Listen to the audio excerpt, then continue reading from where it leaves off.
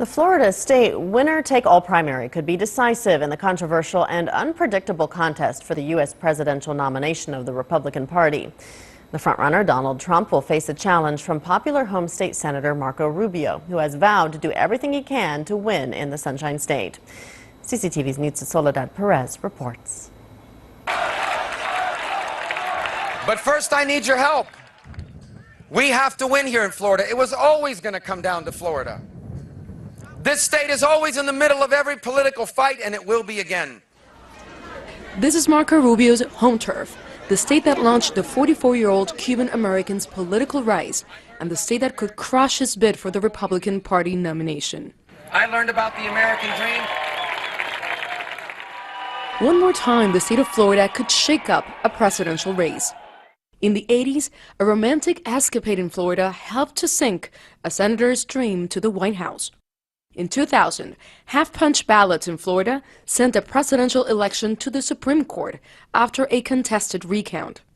This time, a Florida victory could clear the way for Trump to win the nomination and force Marco Rubio, once called the savior of the Republican Party, out of the race. Here in Florida, the winner takes all of its 99 delegates. Heading into the last week, Trump held a 15-point advantage over Rubio in his home state, according to local polls. Nationally, Trump is also leading the Republican race, closely followed by Senator Ted Cruz, the son of a Cuban immigrant. This race, I believe, will end up one-on-one between me and Donald Trump, because Donald and I are the only two that have any path to getting to 1,237 delegates. Political observers say Cruz has a long way to go to catch Trump in the delegate count. Y'all know how to make a Cuban feel welcome.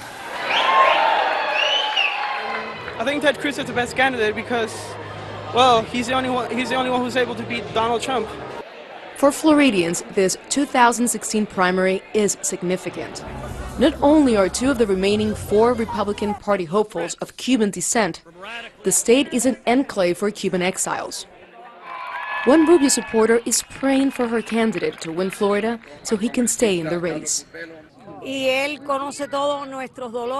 We support him because he understands the pain, sufferings of our community. Can you imagine a Cuban as President of the United States of America? What a beautiful thing. Rubio faces an uphill climb according to many polls, but history has shown that Florida can change the course of a presidential race. Nitza Soledad Perez, CCTV, Miami.